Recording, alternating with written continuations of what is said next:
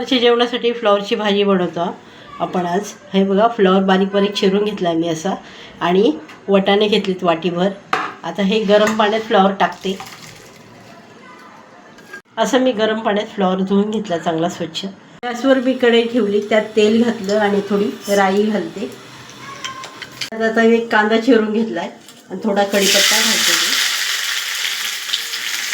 त्यावर मी 1 चमचा अद्रक लसूणची पेस्ट घालते.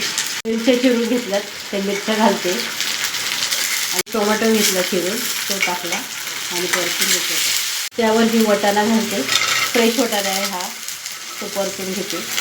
घालते मी अर्धा चमचा आणि मिक्स करून घेते. त्यावर मी घेतलेला फ्लॉवर टाकते आणि चांगलं परतून घेते. गरम मसाला टाकते मी आणि परतून घेते. आता चवीपुरतं मीठ घालते आणि बघा थोडंसं पाणी घेतलं मी, ते पाणी त्याच्यावर टाकते आणि झाकण ठेवून 10 मिनटे शिजवून घेते. झाले तर भाजी आपली शिजली की नाही बघूया आपण.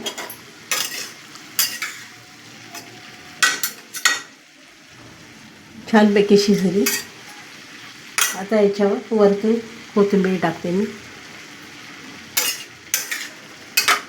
आणि अशी मी फ्लॉवर वाटाण्याची भाजी बनवून घेतली, सुकी भाजी. रेसिपी आवडली असेल तर लाईक करा, शेअर करा, सबस्क्राईब करा. धन्यवाद.